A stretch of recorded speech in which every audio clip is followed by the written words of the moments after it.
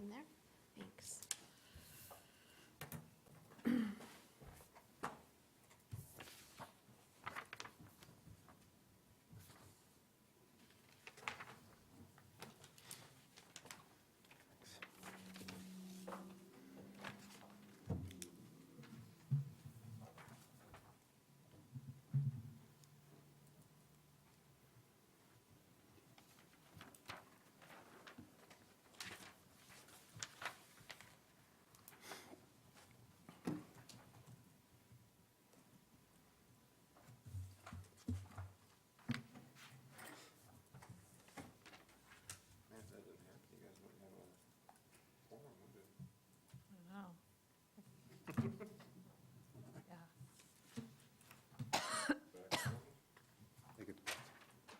I will Declare. take it if everyone's signed. Thank you.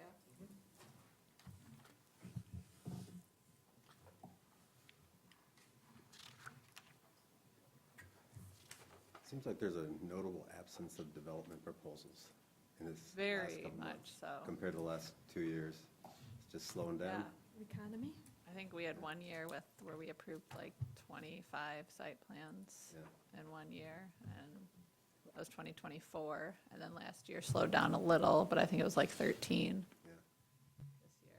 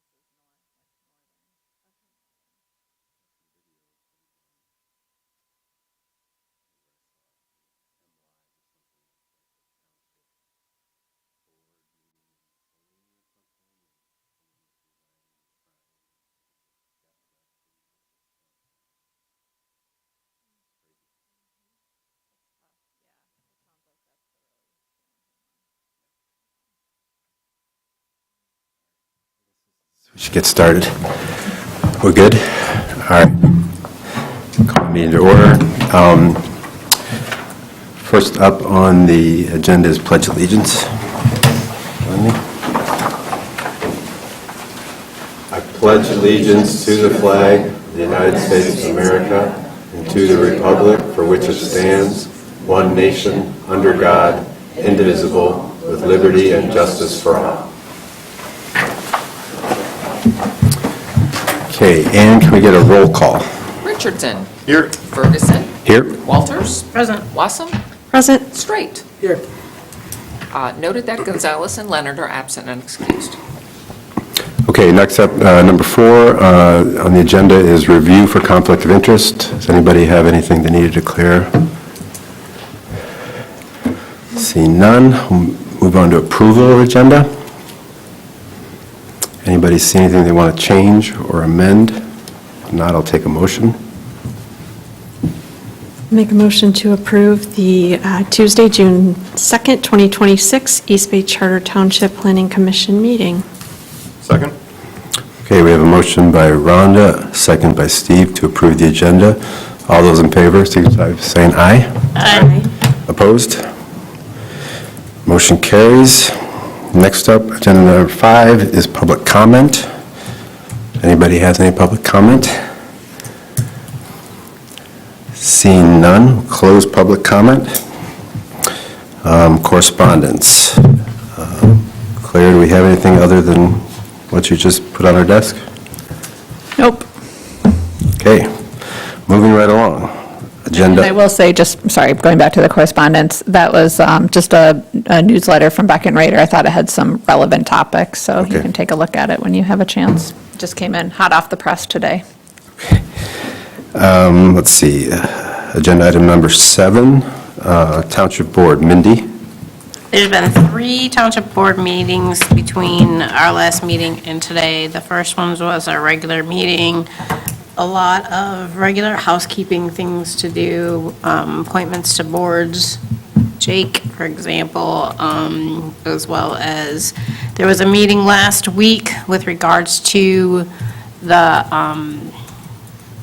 sewer project and some funding issues, and then there was just a meeting today with offer employment to a new groundskeeper, and a discussion about 780 East Hammond Road, where we went into closed session.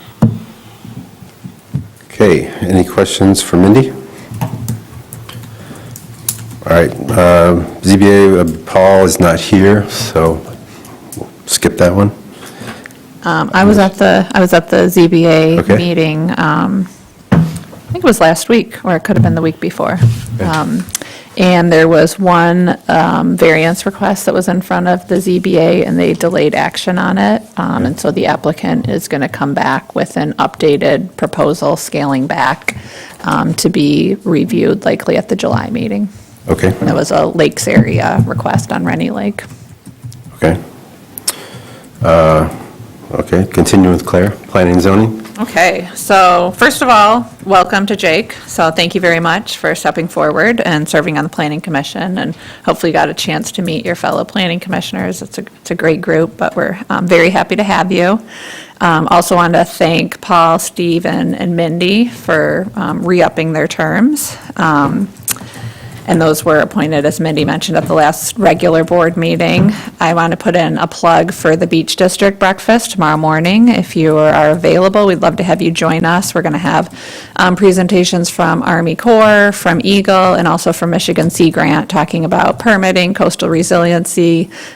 Michigan Sea Grant in particular has some new, kind of some of the new water level trends. One thing that was mentioned to me was just that the Lake Huron, Michigan rose the quickest in recorded history since like early 1900s, over like a 30-day period during the April snow melt and rain events. So I think it'll be interesting. It's not just for coastal property owners, but it'll be interesting information shared tomorrow morning. What time is that? That's at 9 a.m. tomorrow morning here at the Township Hall. We generally do it in the Beach District, but we're challenged finding a venue, so we're going to host it here at the Township Hall tomorrow morning. Next item, I just wanted to give a quick update on. We granted administrative approval of a minor amendment to the Grand Beach site plan. So they're going to be operating e-bikes out of their hotel this summer. They're taking up 2 parking spaces, but they do have 100 spaces for 121 rooms, which is well within their kind of zoning requirements from parking standard perspective. They're only opening up the e-bike rentals to guests of the resort. So that was approved administratively, just by Planning and Zoning Department. And then the last item I wanted to just mention, and this has never happened in the 7 years that I've been here, but historically, the Planning Commission would cancel the July meeting if there was no pressing business, just because it is close to July 4th holiday. So I was going to provide the option, just because we don't have any pressing proposals, to cancel the July meeting and then reconvene in August this year. So that would be at the pleasure of the Planning Commission. I did talk to Okay. the chair yesterday. He's supportive of it. Let's see, well, maybe we should just talk about that now. Does anybody have anything to say about that? Support? I make a motion to forego the July 2026 meeting and reconvene back in August. Second. That's what I have to say about it. Okay, we have a motion by Mindy, seconded by Steve, to postpone the July regular meeting of the Planning Commission and reconvene in August. All those in favor signify by saying aye. Aye. Aye. Opposed? All right, motion carries. Okay, thank you. I will, we'll communicate that out, make sure it's posted on our calendar and website. Okay. All right, next up, agenda item number 8 is approval of the meeting minutes from the May 5th regular meeting. Anybody have any additions or discussions about what's included in the minutes in your packet?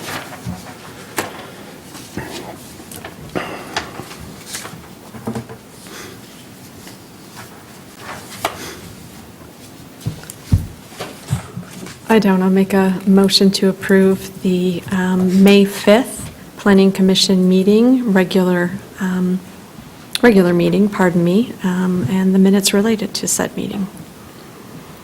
Support. Okay, I have a motion by Rhonda, supported by Mindy, to approve the regular meeting minutes of May 5th, 2026. All those in favor signify by saying aye. Aye. Opposed? All right, motion carries. All right, agenda item number 9, business before the Planning Commission. A is zoning amendment 3-26, invasive species. Public hearing, discussion, and possible action. Claire, I think we briefly touched on this last time, but maybe you want to We set did, us yeah. up.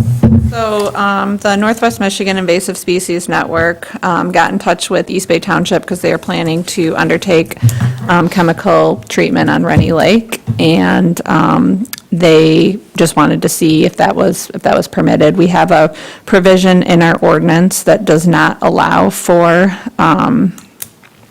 that does not allow for chemical or pesticide treatment within that 50-foot buffer of the ordinary high water mark. And so the treatment that they're looking to do on Rennie Lake is for Phragmites.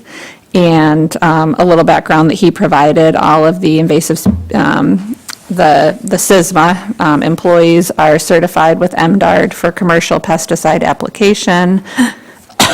Sorry, with the proper categories added on, such as aquatic, ornamental, turf grass, et cetera.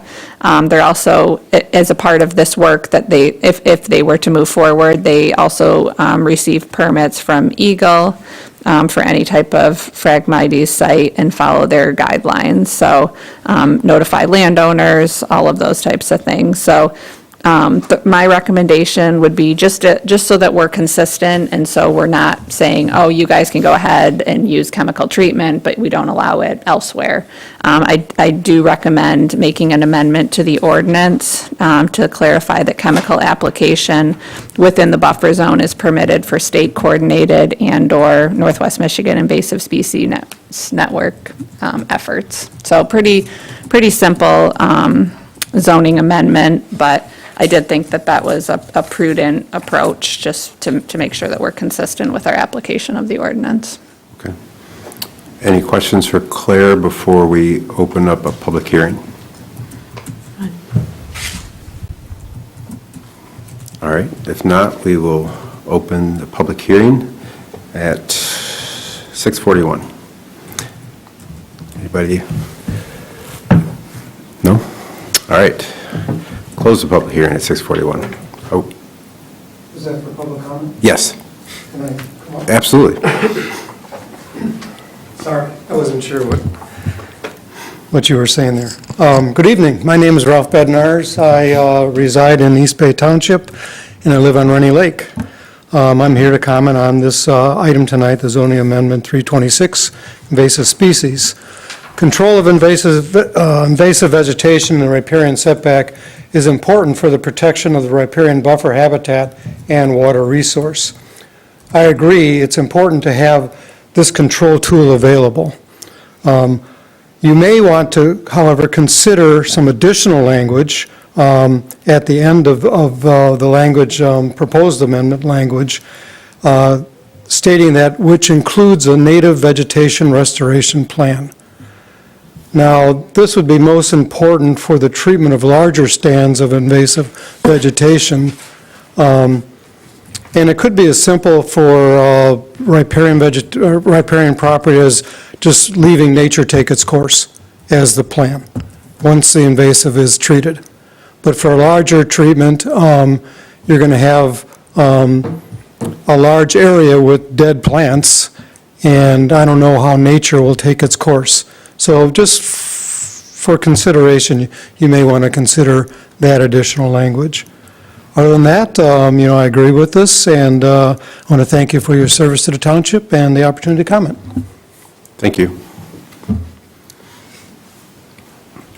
Okay, seeing nobody else, we'll close the public hearing at 6:43. Bring it back to the board. Any discussion about the proposed amendment? I like Ralph's suggestion with the additional language of the native vegetation restoration plan and the replantation for those larger areas. Do we have to, would it be smart to give a guideline as what is a large area? I would think so. If we have I don't know, we have a definition. I guess my one thought with that, which, yes, absolutely, we would want to make sure that the native vegetation was restored, especially with a large area. With any type of work that's done within that 50-foot buffer, we require native vegetation to be restored.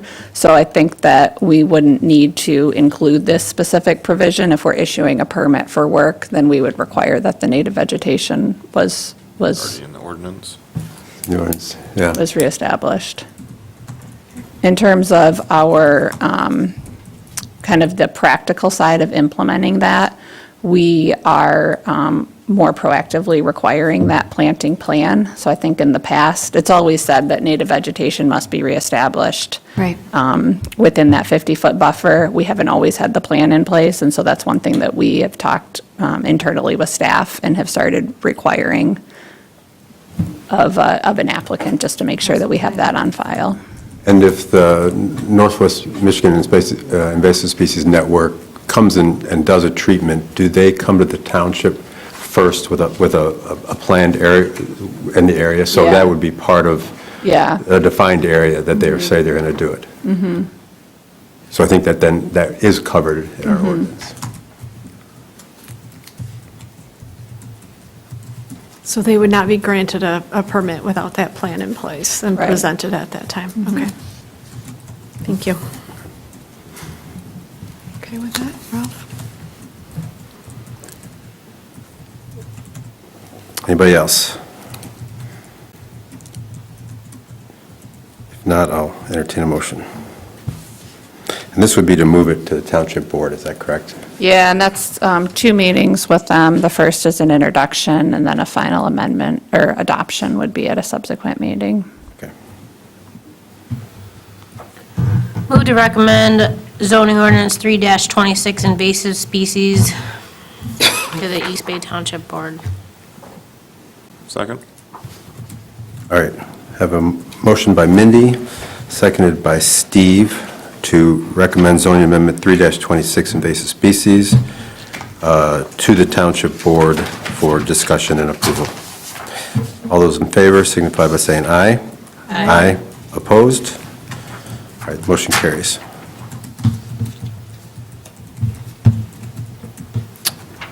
Next up, 9B, signs in commercial zoning districts, policy discussion. I think we again touched on this very briefly last time, and Claire, I'll turn that over to you.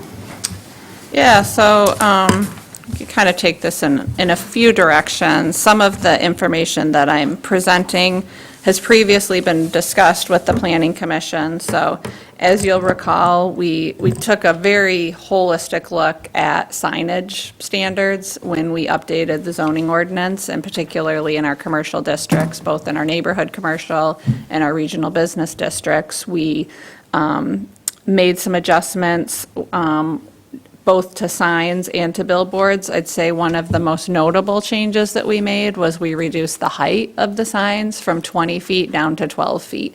And that was really precipitated by the visual preference survey that we had as a part of the Beach District visioning. Like on page, 17 of the packet, you can see like a monument sign. There was 60% of respondents that were, very favorable to the visual of that. Whereas with like the one that's like a little bit more traditional, where it's got the post and then the commercial sign on top, not necessarily a different size than that, but there's 70% of respondents that were against it. So there's definitely like a strong preference for the monument style signs, and so that was kind of the direction we went to. I think we originally, in our draft, we were at 8 feet. We got some pushback from the business owners and the business community. The Planning Commission ended up settling on 12 feet. That's a little bit higher than some monument signs that you see. A lot of them are, closer to 8 to 10 feet, but I think 12 feet is a reasonable middle ground, and we can always reevaluate in the future and bump it down more. But I don't think we want to have a really drastic difference between a lot of those 20-foot signs and then, suddenly having ones that are difficult to see along the corridor. I think the biggest opportunity from a signage standpoint is just reviewing the size of the sign face. Right now, it's 120 square feet. And I know the Planning Commission discussed it pretty in-depth and just wasn't able to kind of come to a final decision. So as a part of that research, we did take a look at signs within the district. So like Alexandra Inn is at 108 square feet, Hopscotch is 75 square feet, Don's Drive-In is about 100 square feet. There's quite a few signs along the corridor that are around 100 square feet. But we allow up to 120, which is very large. And it's significantly larger than the other communities that we looked at. For example, Garfield Township allows signs of 60 to 100 square feet, but the ones that are in areas that are kind of more moving towards kind of a walkable, mixed-use district, they are kind of moving those to the smaller sizes. There's other communities, Shelby Township, Farmington Hills, Bloomfield Hills, they're working kind of, and they're communities that have worked with Giffords Webster, but are kind of working towards kind of taking their townships that are trying to become a little bit more walkable, mixed use, have that pedestrian scale. So if you're really looking to move towards a little bit more walkable pedestrian scale, while still acknowledging that the vast majority of the traffic is vehicular, they need to be able to see the signs. I think something's probably smaller than 120 square feet would be appropriate. I also will mention that our billboards are 75 square feet. So to have our signs massively larger than what we allow billboards also seems a little bit inconsistent. I know that we had discussed doing a survey to business owners, and so that might also be, a reasonable approach to get feedback from the business community. But again, we kind of need to balance that with what we're hearing from the broader community, because we may, you may hear that the business owners do want the larger signs, but what is the larger community looking for? But I do think that getting feedback from the businesses would be helpful as well. So that's an option if you guys are looking to move forward to gather a little bit more information. I will say, if we do survey the business community, we are looking to kind of engage on some other topics, like how can we better promote the beach district? What are some of the marketing communication tools? How can we use this business directory? How can we better, take out the logo? And so I think there is an opportunity to engage with the business owners beyond just the sign. But I think if we are going to survey them, that would be an interesting data point to get as well, just feedback on the signs. Okay. And these, with the existing signage, the heights that are there, those were all done before the current zoning ordinance was in place? Okay. Yeah, there's many of them that are around 20 feet. Yeah, okay. We'll bring it back. Anybody on the Planning Commission have any suggestions? I agree, we should definitely engage the business district, but I think it's quite jarring, as you mentioned, the square footage of a billboard versus a true business sign. It seems we're on the opposite of that equation where we really should be. And then to your point about the height, I think that would be something we should engage them with as well, because we seem to be out of balance there too a little bit. But it's too high? So originally, we talked about this, if I'm remembering this correctly, I think it was the green mitt sign, right? Was that one of our examples that we used during that conversation?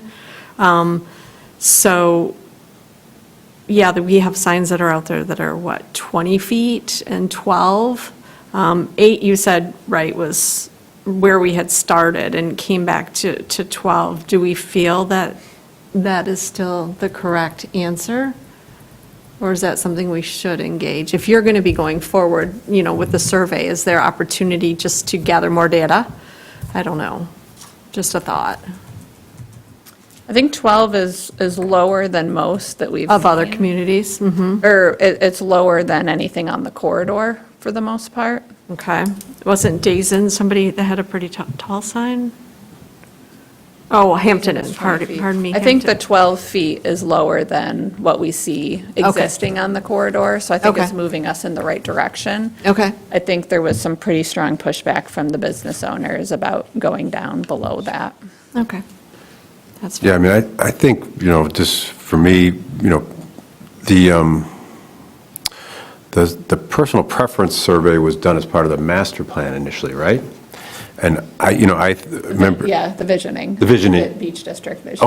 Yeah. Okay, that's where it was, okay. And I remember filling that out, and again, this is my personal preference, and I agree with Claire that I think if you're trying, the ultimate goal of the Beach District is to make it more pedestrian-friendly, slow down, all those things we've talked about, that, having some kind of consistent height standard that is lower than is current is better, and that we slowly but surely, as properties are redeveloped, we get them down to a consistent height. So then it's, it's both equal and more visually appealing, I believe, I think if we've had discussions with the business community in the past and they figured 12 was, or below 12 was something that they felt was too small, I mean, I'd be up for, I think 12 seems reasonable to me. And then I guess the signage area, I would say below 100, somewhere in that neighborhood, 60 to 100, 80 to 100, whatever it might be. Anybody else?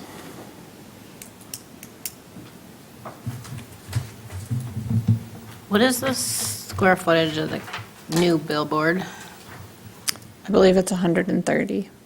The digital one at the Bear Store? Not the Bear Store, that's an older one. Oh. But the newer digital one, it's digital on one side, static on the other side. Which one is that? Where is that? It's by What you can see Pirates. from Acme. It's, yeah, Okay, using I'm not- using the best not tracking. yeah. That one was part of our Okay, mediation. okay, because I think that one at the Bear Store's got to be even bigger than that. It is. Yeah, it's gotta Our be- smallest one that we have is 130 square Yeah, feet. okay. Which is the most The recent one. thing that is, because they came in for an application, it was 75 square feet. We went through some, we went to federal court. We were able to resolve it through mediation. I think the one protection with our billboards is that they have to be spaced a mile apart. And so we're maxed out right now in terms of billboards. Okay. So wouldn't be able to have any new billboards unless an existing billboard went away. And so our ordinance limits them to 75 square feet.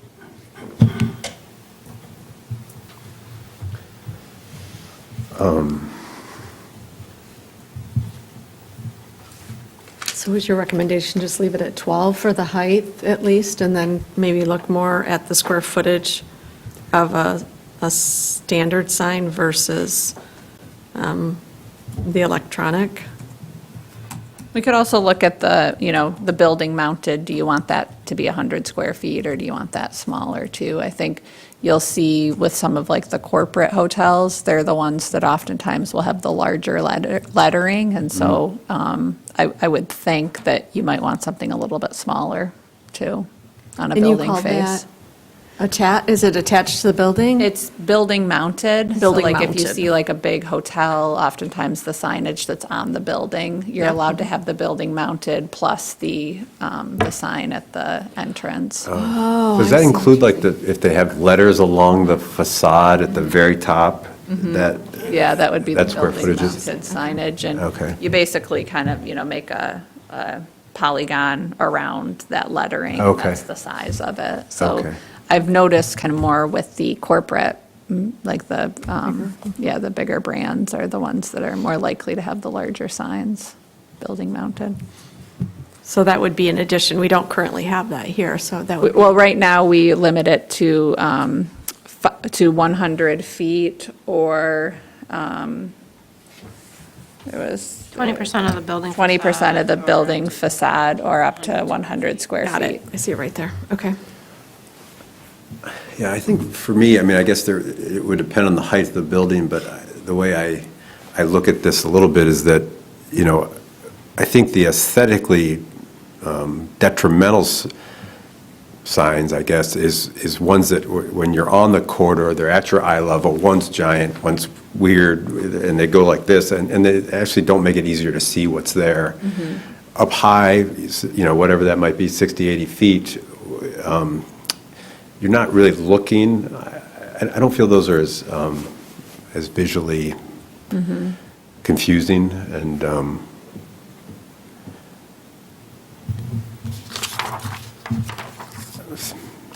I don't know, anybody else have any, you're looking for direction here for, Yeah, I'm looking Yeah. for a little direction. It sounds like there's general consensus that we should administer a survey this summer, so we'll plan to do that, especially if we've got a couple months before the next planning commission meeting. yeah. So if you look at page 17 of our packet,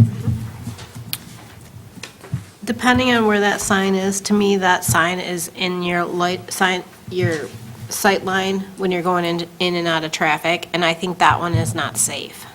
So I would prefer it smaller than that or Oh. bigger than that. I see, like above coming in and that. out of a driveway. Coming in and out of a driveway. Yeah. That sign right there reminds me a lot of the one at Red Mesa, that lizard at Red Mesa, because you cannot see. It is in your line of sight.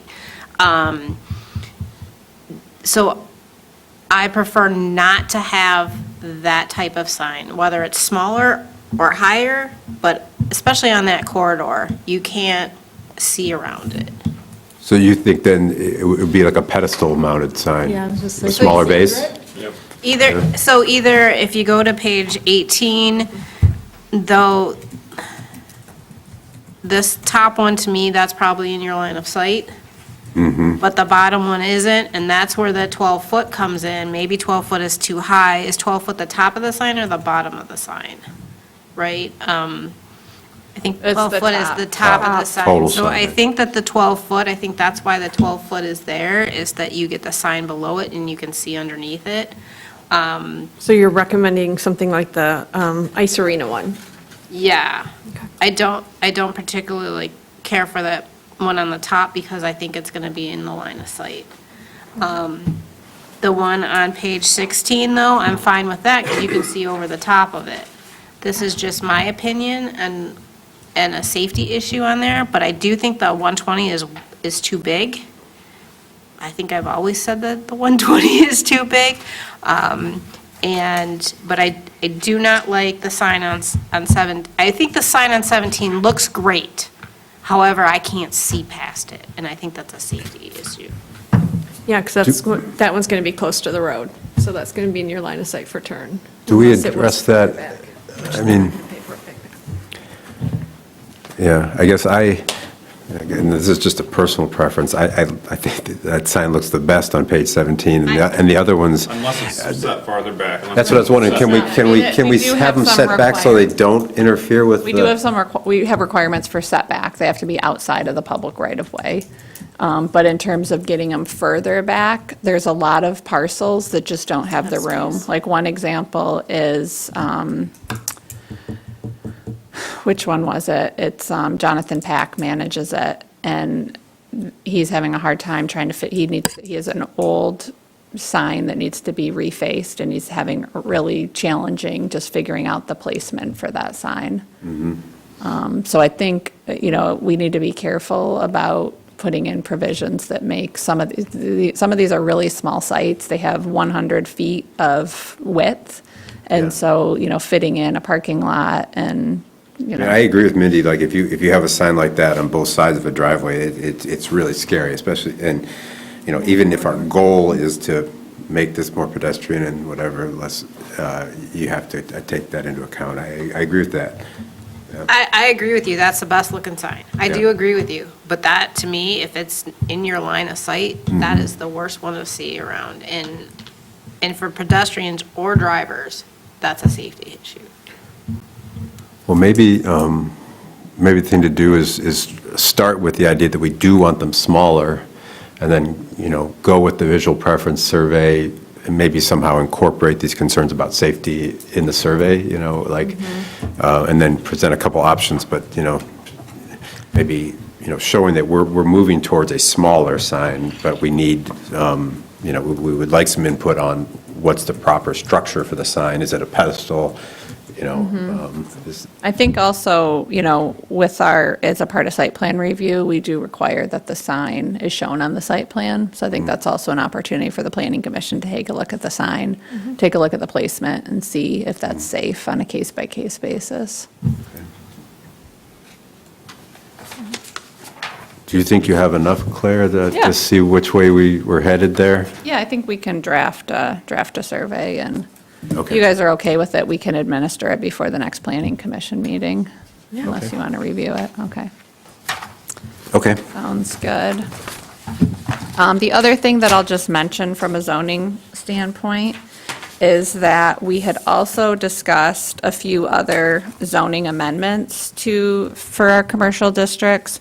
One is just the connection from the TART trail to the public sidewalk. I would like to make an amendment just to clarify that any parcels on the south side of the road do need to make that connection. And I would like to have it be like a continuous, like a connection for pedestrians to make sure they can get from the TART trail to the public sidewalk. And I'll, of course, accessing that property. But I think that, and we'll kind of work with our attorney because we need to make sure that it's not like going beyond what we're allowed to, like if it's just like a boulevard to get through and not access. But I think that we can probably tighten up that language a little bit. We've always required it as a part of the site plan review, but I think just having that more explicitly stated to provide that public amenity would be a good thing to look at. And then the other one that I'd like to take a closer look at is just some of the setbacks, like our rear setback is 20 feet from the edge of the property line, and our side setbacks are 10 feet from the edge of the property line. And I think, you know, if you're adjacent to a car wash, yes, that makes sense to be, 10 feet off. But we do have some businesses that are like restaurant next to restaurant. They're trying to fit their outdoor seating, and, there's some structures, I think, that are reasonable to have within that setback, just to allow property owners in a tight commercial district like this to be able to maximize their site. A few examples, hopscotch that we're looking at, or the outdoor eating. Smoke and porter? Smoke and Porter is another one. So just to give them as much opportunity to be able to maximize their site and utilize those for amenities for the public, I would like to revisit that, and curious if the Planning Commission has any thoughts about those setbacks, if you have strong feeling against relaxing them a little bit, or what your thoughts are. So are you looking for more permanence, like permanent structures? Because if you look at Smoke and Porter, I think they just hung up some lights and put some tables in that blacktop area, correct? Yeah, now they're looking to make it more permanent. Okay, all right, that It was explains sort it. of, it was COVID, so they're Yep. like, hey, can we do this? We're like, sure. Now they're like. Now they want to move forward, permanent. okay. So. Got it. It's sort of a delicate balance where we want to make sure that we're, not standing in the way of the business to be successful, but at the same time upholding the ordinances. And is there it seems to me, I mean, my inclination would be to be flexible. Is there a potential downside to reducing the setback requirements, like, I don't know, Residential properties, ex- adjacent properties. adjacent properties, residential? I have an issue with it getting shrunk if the residential Yeah, is that the makes- property, the adjacent property. So if the adjacent property is the same use, I don't have a problem with it. But if you are up against a residential property, I have an issue with that. Does that make sense? Yeah, and it could get redeveloped to a residential property, so it's part of the challenge, is that you don't always know. You know, we're seeing a little bit more interest in multifamily along that corridor, like higher-end condos, and so I think, you know, if you've got a restaurant abutting condos, you want to have a little bit more of that buffer, but at the same time, if you've got, so. Can we finesse that language to have it, you know, yeah, I guess you can't really say if it's what's allowed in the zone is going to be what's allowed. I mean, we can regulate by use, by adjacent use, Okay, but we don't always know what the future use will be. We know what the current use is. yeah. We don't have a crystal ball. Yeah, but the future use will know what the setback is when they change. So it's not like we're imposing on somebody that's lived there for 50 years. If they come in and build condos, they know that this restaurant is right up against the property line because they were permitted to do that. Yeah, No problem with that. makes sense to me. So I'm okay with the future use being changed, but the current use, Yeah, that makes sense, because we've got like Port Traverse as a residential use. They're right in between two hotels. So, okay. That sounds good. Sometimes it's a little challenging what's residential and what's not residential.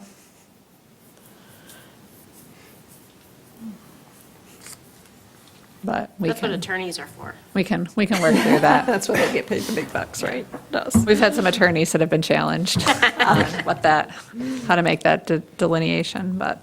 And so these changes then something that will come back to us? Yeah, in those form are of just, I zoning kind of amendment? wanted to just introduce, I Okay. can bring language to you Okay. in the form of proposed amendments, and then you Okay. can set a public In hearing, August? but.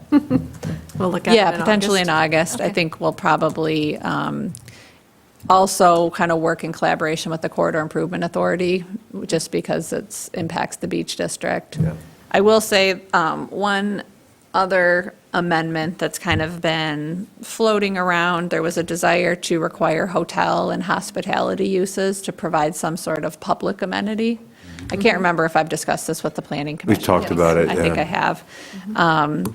Really, the feedback that we got from legal counsel was that it would need to, you can't really require a use that's permitted by right to provide some public amenity, even if you're saying, you know, you need, it can be whatever public amenity you want. It can be your, you know, hotel being open to the public. It can be your pool. It can be some sort of a courtyard or walkway.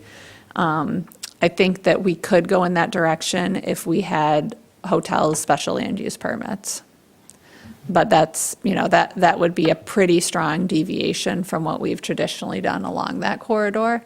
I don't think it would be a huge deviation from kind of some of the feedback that we've heard from the public, but it would be, you know, a big change on that corridor. And we've had a lot of investment from the hospitality sector. And so I know that there would be significant concerns from developers that are looking to do hotels, but. And Again, that's a policy decision, so it's, one of the previous points of that discussion was if they're going to have a restaurant, we would hope that it would be open, right, to the public or a bar or something. We're not looking to maybe make any changes there, or would we still want to discuss that as related to not being able to require a public amenity? yeah, I mean, I think it would be difficult to say you have to be open to the public. I think, just in talking with Ally, for example, who is, family owns Alexandra Inn and a number of other, Tamarack, just the, you know, ability to staff year-round, staff the restaurant, those types of things, the parking considerations. So I think it's like, we'd love to have it open year-round, but there's these types of challenges that we have from an operational standpoint. And it seems like, at least with the Werfels and maybe one or two others, they've kind of decided that they would have like a restaurant that would be open to the public anyway, right? I mean, the one at the top of the Alexandria Inn is open to the public, right?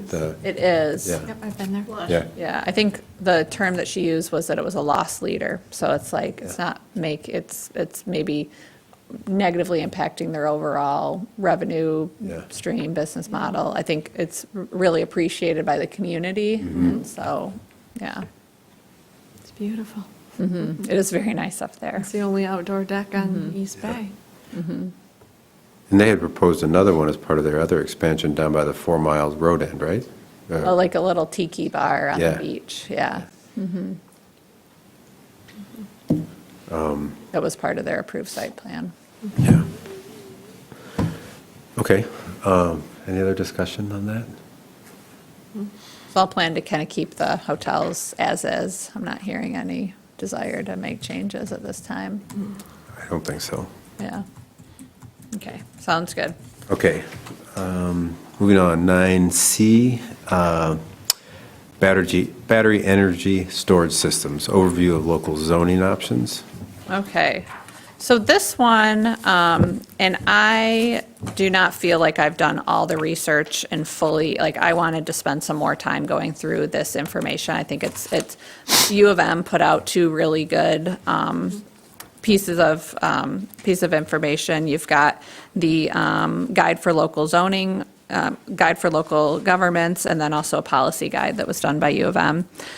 I did want to just introduce this because when we were updating our zoning ordinance, we kind of left a placeholder for the BESS, the battery energy storage systems, because Public Act 235 of 2023 was relatively new, and so there wasn't this model ordinance language for us to review. So we kind of worked with Giffords Webster and we put a bit of a placeholder there. And so it basically says that generally we want to see the on-site energy storage systems within a building.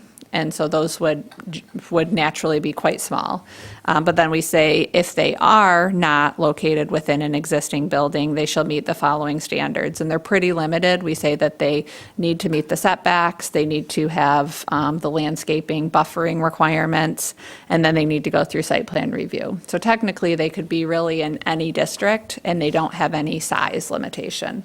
And so I think that this is an important policy discussion for the Planning Commission to have because kind of from where I'm seeing where these facilities are sited, and part of with the new state law, there's a lot more incentive to do alternative energy. With alternative energy, we need storage capacity. And so these are oftentimes being co-located with renewable like solar, wind, and then they're also being located along like the transmission lines to be able to do additional storage.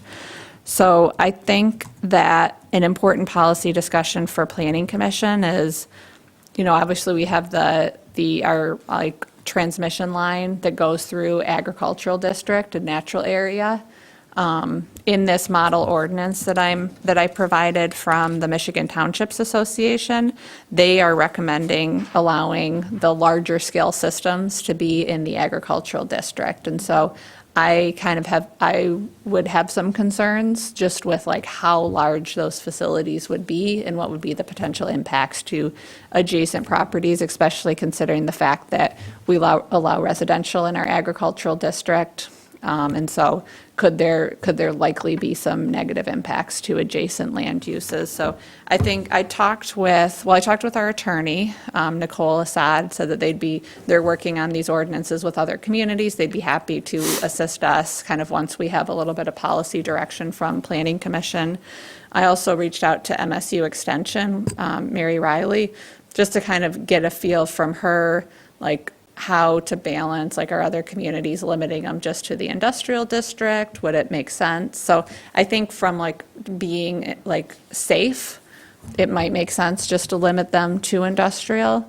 From a more practical standpoint, I think where people would be probably more interested in locating them would be kind of outside of our urban growth boundary and more within our agricultural district. So that's, again, kind of a policy decision, but we can also limit the size of them. But again, they can be quite large, and they obviously play an important role in the transition to renewable energy, but. I have an odd question, and not knowing many farmers, but are any farmers moving to equipment that may be supported by some of these battery types, that they would need storage? And that's a question I don't know the answer to. Yeah, I'm not sure. Okay. We haven't really had any, like, interest from. Anybody coming in asking? Like with solar, like a lot of times you'd Yeah. see if there's like a large solar installation in our agricultural district, which we do allow, there may be co-location of some of the battery storage, but hasn't really been something that we've been seeing or hearing any. Okay, just curious. I Yeah. just wonder if farmers aren't moving in that direction or not. The batteries get real heavy. When you start to get to heavy equipment. Sure. We've looked into it for like a bucket truck, and you just don't get the hours of operation, and they get real heavy. Okay.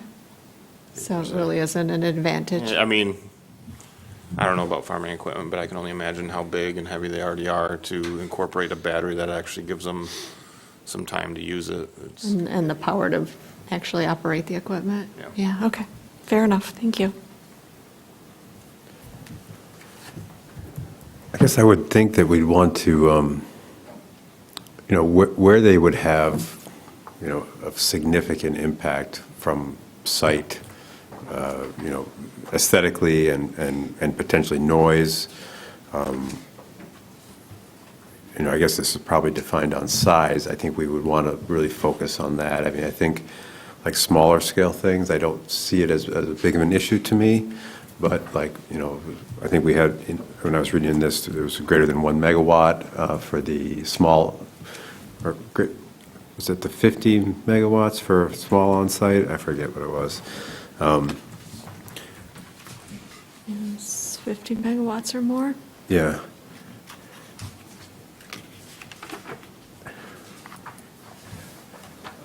Yeah, it looks like the threshold between small and large is at 50, over and under.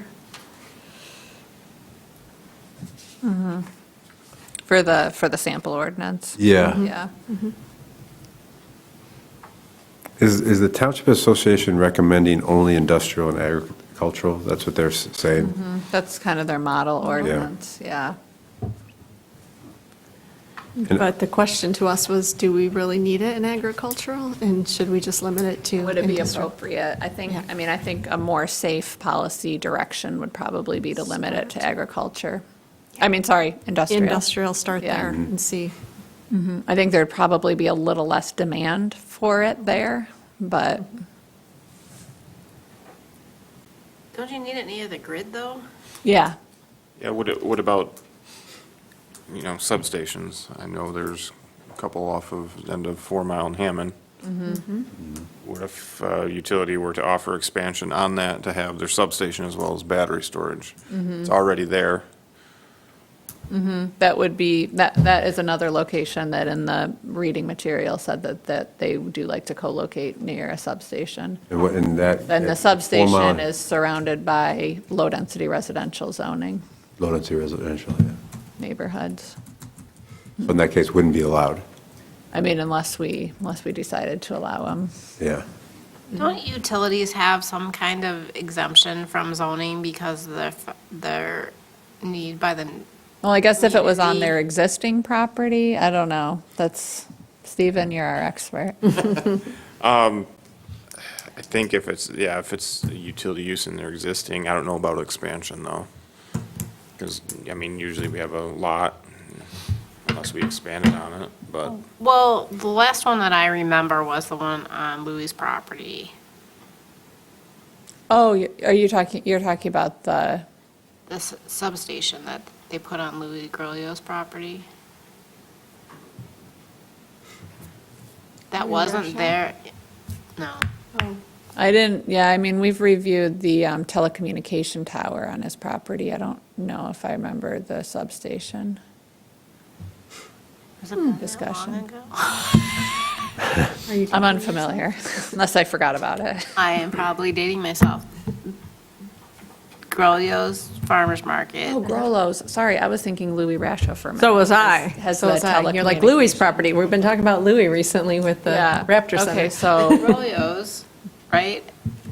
Back behind there is that new substation back there. Oh, behind their barn? Well, it's actually kitty corner.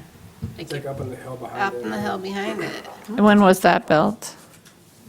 since I've been on the planning commission. Okay, yeah, that would, and I'm not, probably get do that you, answer. do you recall if it went through any review? Well, it did, but it had like an exemption because it was necessary for the public, Like an essential, yeah, I can kind of, essential service. So I'm concerned about this for that purpose, right? If the utility comes in and says, we need this for your community, And it's on their. doesn't existing really property. matter what we say. No, not in, that could be expansion that too? property was that was an expansion onto, I mean, I'm not aware of that preemption because I think the preemption is pretty explicitly stated and, like, I mean, I guess you could make the case for solar and wind too, but they are not preempted in the same way unless it's a much larger facility than the new state act has some. I can. I'm not ask sure I'm certain asking, people. right, I'm not saying that is the way, I'm Mm-hmm. asking. Okay. I can do some research on Okay. my end. Yeah, if you want to follow up with me and what you hear, and then I can report back, that would be great. Thank you.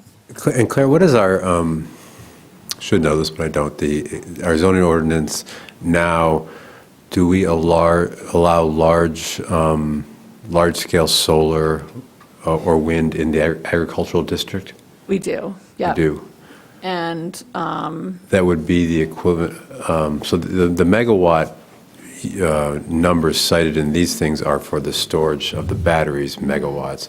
And so that doesn't necessarily mean that the associated generating capacity is that megawatts, right? To charge it. yeah. So I think the way that, with the solar, we've got like the kind of accessory or real small scale, and then we have the medium and then the larger scale. The type of facilities that we would anticipate in East Bay Township, just the number of acres that we have available, are significantly lower than kind of what the state act preempts to require local units of government to kind of, that kind of, either you need to have an ordinance that's, I can't remember the terminology, but like consistent with the state act, or you need to, or you would defer to the state for all of the licensing, and that's, you're looking at like hundreds of acres. Yeah.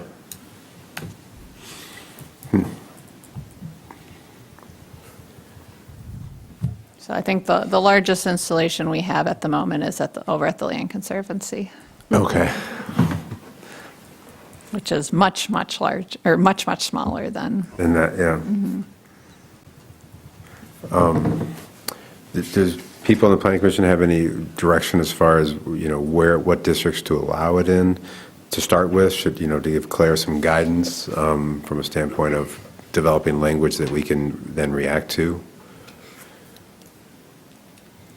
I think the limitation to the industrial district to start would be appropriate, and then if we learn more that changes that, we can always add to it. We just can't necessarily take away.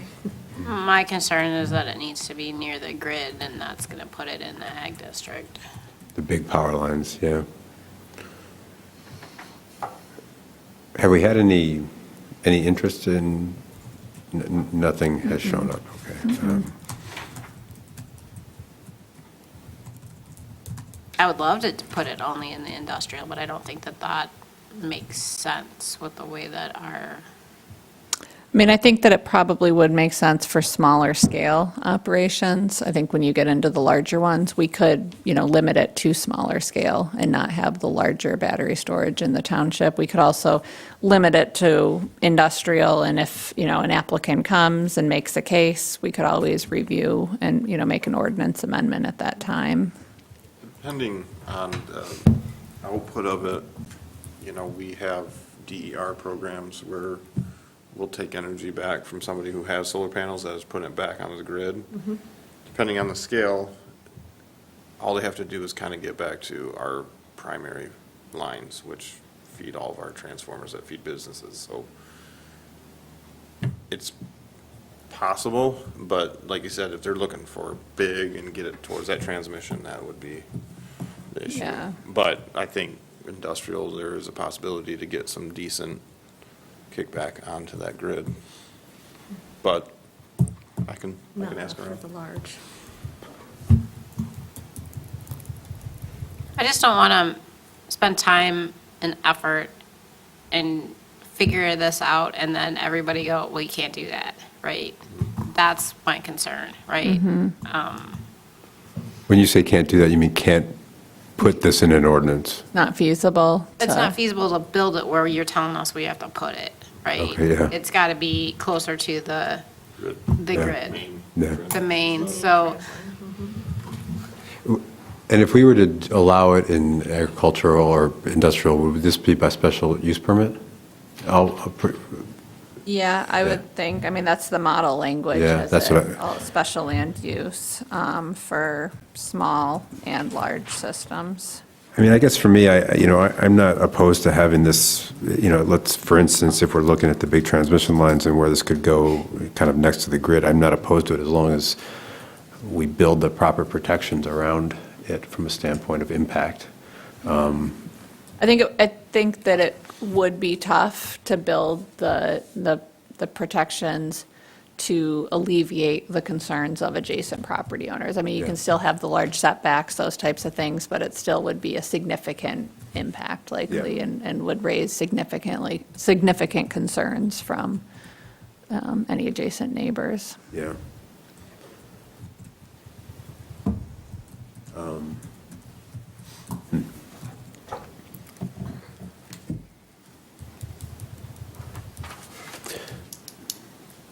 Well, I guess one option would be to start with the industrial district, and if we have proposals that come that people want to, variance or a change to the ordinance, they can make that proposal to us. I don't know. Yeah, and we could have at least all of the kind of best practices in place where we're not starting from scratch. yeah, I just don't want to get blindsided with the, this is a public use, we can do it anyway kind of thing, right? Yeah, I'll talk with our attorney about that. That's a good question. Like that weird thing that's over there by Chartwell that nobody in East Bay Township knew was going up, and there's I think the this, airport put it up. The tower thing? that tower. What is that thing?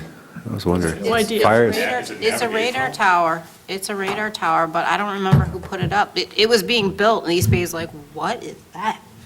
I think it was it was predated mine. Yeah, It was before my right. time, but I think it was the airport. If it's FAA related, then yeah. It was government, Yeah. Yeah. higher government related, but I don't know if it was the FAA or Yeah. who it was that did it. Transportation Department, somebody.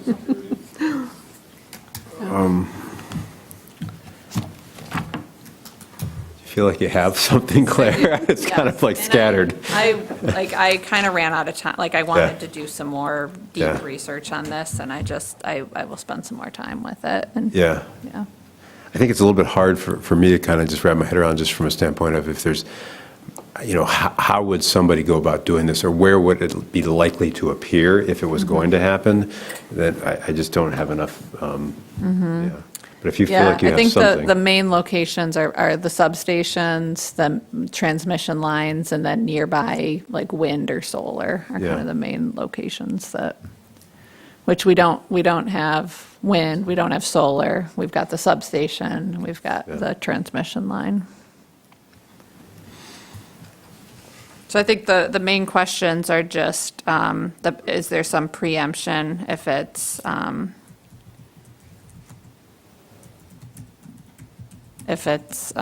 what was the term? Essential. Essential services. Essential service. And then, yeah, okay, that sounds good.